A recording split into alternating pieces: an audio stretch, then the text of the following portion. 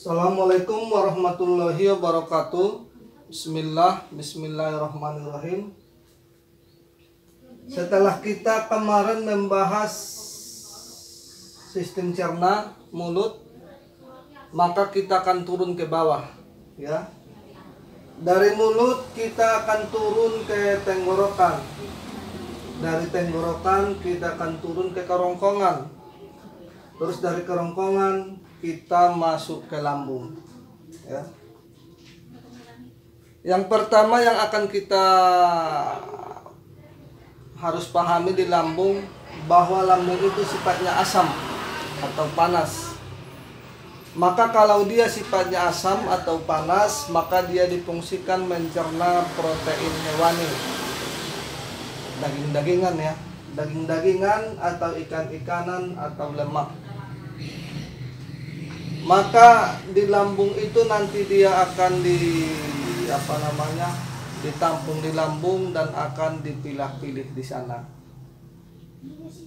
Nah, contoh bisa kita contohkan, kita bisa melihat hewan pemakan daging seperti kucing dan anjing, ya.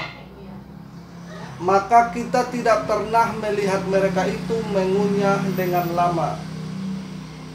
Kalau makan daging, ya, atau makan ikan-ikanan atau makan daging-dagingan, kita tidak pernah melihat mereka mengunyah dengan lama. Karena apa? Karena proses pencernaan itu satu adanya di lambung.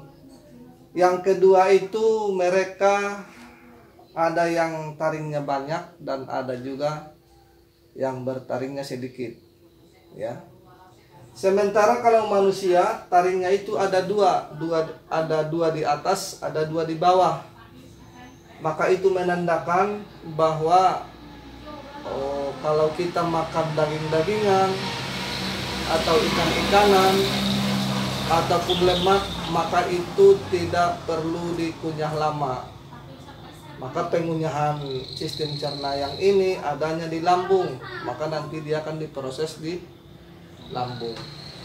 Jadi berbeda nanti kalau dia nanti makan makanan yang karbohidrat atau nanti kacang-kacangan, ya, terus buah-buahan, sayur-sayuran, maka dia itu diolahnya itu di mulut, diproses itu di mulut.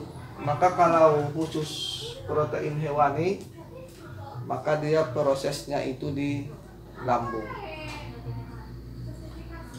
Nah, maka ini sesuai dengan ceritanya Rasulullah pada waktu itu, ya. Ada seorang ibu, ya. Kita masih membahas lambung ini, ya. Ada seorang ibu-ibu yang bersedih atas kematian suaminya.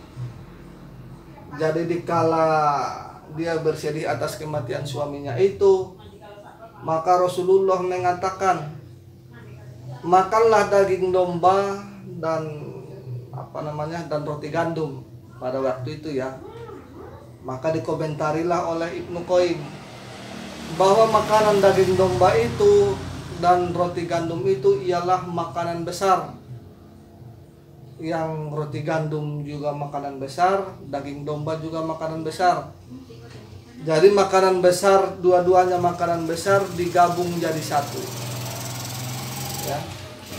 Jadi itu waktu Rasulullah menyuruh si ibu itu waktu dalam kondisi kesedihannya disuruh makan daging domba dan roti gandum, ya. Itu karena apa? Itu karena kesedihan itu akan mengkonsumsi darah dan energi dan cairan, ya. Maka kalau Rasulullah mengatakan makanlah daging domba dan roti gandum, otomatis nanti karena kesedihan itu mengkonsumsi darah dan energi terlalu banyak, maka dikasihlah pembentuk darah yang cukup kuat atau pembentuk darah, pembentuk cairan, pembentuk energi yang cukup banyak. Maka nanti kalau daging domba itu dan roti gandum itu dimakan, maka otomatis nanti akan bisa menutupi darah yang dikonsumsi oleh tubuh. maka nanti otomatis ibu itu akan sehat kembali. Setelah dia akan sehat, maka sedikit demi sedikit seiring berjalannya waktu, maka dia akan lupa tentang suaminya itu yang meninggal pada waktu itu ya. Maka kita bisa melihat seperti di kutub utara ya, kita akan bisa melihat di kutub utara itu bahwa mereka di sana itu kebanyakan makan ikan-ikanan, makan daging-dagingan, dan makan lemak. Maka di sana badan mereka juga bagus dan kuat-kuat ya, di kutub utara. Maka ketika nanti di kutub utara, orang di kutub utara itu dikasih makan nasi atau makan karbohidrat, disuruh makan makanan sayur, disuruh makan buah-buahan yang nyaman di mulut mereka, maka mereka nanti akan banyak terserang penyakit. Karena apa? Karena kita tidak pernah memperhitungkan kondisi dan situasi tempat itu dan pola makan yang diberikan. Karena biasanya di dalam suhu dingin, maka darah itu akan cepat beku ya. Terus sistem peredaran darah juga akan melambat, sirkulasi cairan juga melambat, sirkulasi getah bening juga akan melambat otomatis kalau di suhu dingin. Maka di sana bisa kita lihat mereka akan menutupi tubuhnya ya, dengan mereka akan menutupi tubuhnya itu dan menghangatkan tubuhnya. Biasanya kalau dia sifatnya menghangatkan tubuh, maka keluarlah minum-minuman yang alkohol yang bisa memanaskan tubuhnya. Karena apa? Karena di sana sifatnya dingin. Jadi kalau alkohol itu difungsikan buat sifat yang dingin atau minum-minuman botol ya, yang sifat energinya biasanya tinggi. Nah, terus juga di sana mereka akan menjaga tubuhnya dan melindungi tubuhnya dari serangan suhu dingin. Seperti nanti pakai pakai bulu ya. Baik bulu hewan nanti, kalau bulu hewan biasanya bisa dari bulu hewan rusa kutub ya. Terus bisa dari dari beruang kutub, dan juga bisa juga nanti dari anjing laut ya. Tapi intinya sih begini, intinya binatang yang ada di kutub utara dan binatang yang ada di kutub selatan itu berbeda jenis kulitnya. Karena apa? Karena Allah biasanya memberikan kulit itu pada binatang itu lebih kuat dari suhu itu. Begitu. Jadi jadi memang kulit itu berbeda nanti kalau kulit binatang yang ada di Afrika atau kulit binatang yang ada di kutub utara ya.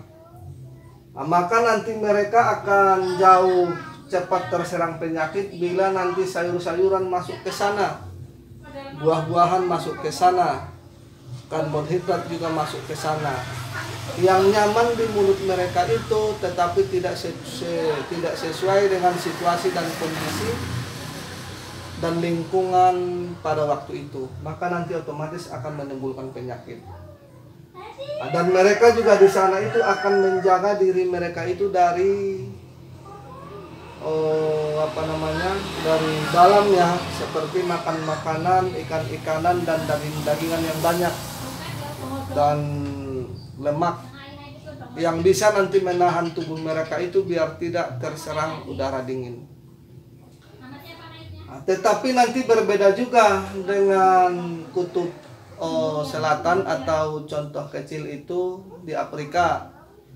Mereka di sana itu akan memperbanyak makan makanan yang mengandung air banyak, seperti nanti buah-buahan, sayur-sayuran ya, terus nanti karbohidrat. Itu cocoknya nanti di sana. karena nanti mereka juga akan melindungi tubuhnya dari serangan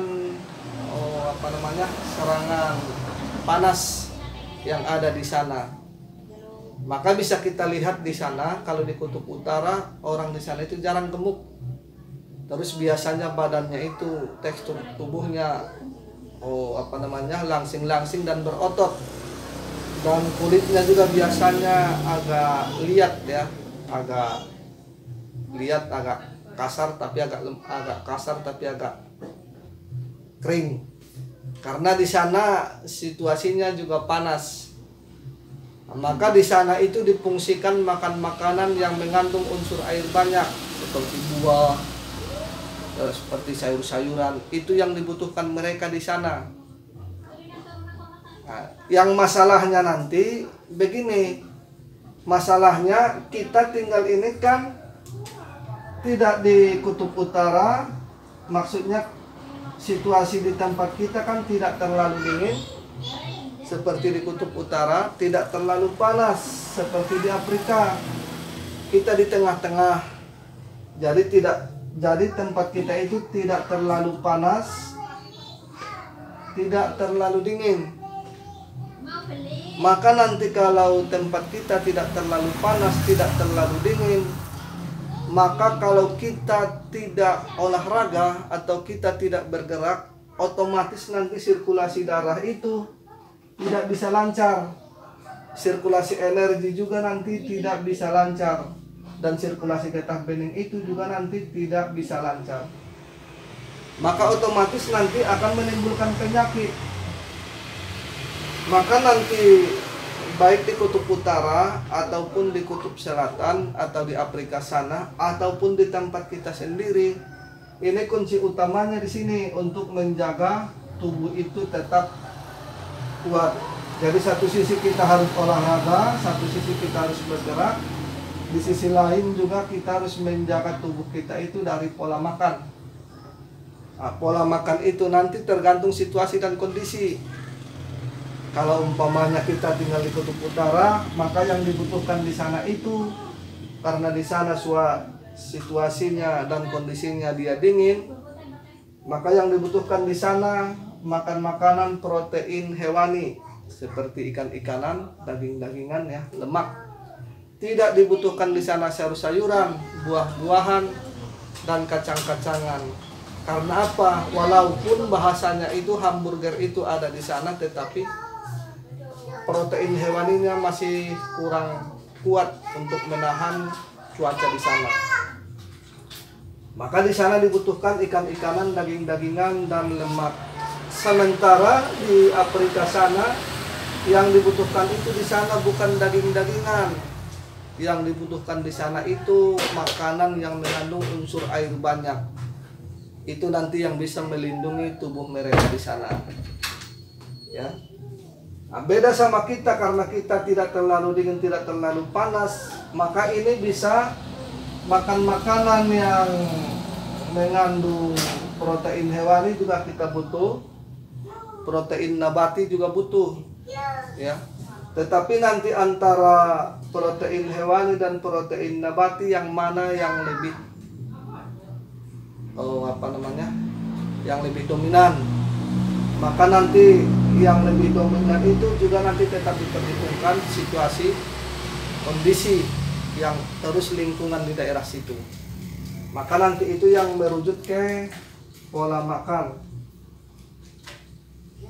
Nah, nanti untuk pola makan itu seperti bahasan kita yang kemarin, pola makan itu nanti kita akan bahas secara gamblang ya di pembahasan yang lain. Jadi yang perlu dipahami di sini, lambung itu sifatnya asam atau panas, maka dia difungsikan untuk mencerna protein hewani ya, atau ikan-ikanan, daging-dagingan dan lemak. Jadi kalau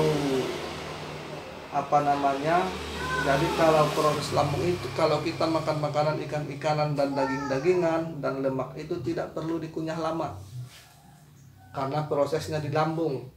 Yang perlu dikunyah lama itu seperti karbohidrat, kacang-kacangan, ya, buah-buahan dan sayur-sayuran. dan yang lain-lain ya, di luar nanti protein hewani. Intinya sih seperti itu. Ini nanti akan mempermudahkan proses pencernaan itu sampai ke usus ya. Nah, karena di lambung itu kan dia tempat pencernaan dan penampungan, maka proses pengolahan itu nanti di usus kecil, walaupun nanti lambung itu ikut berperan ya. Nanti yang usus kecil itu yang kaitannya ke empedu dan pankreas. Jadi wabillahi taufiq wal hidayah. Assalamualaikum warahmatullahi wabarakatuh.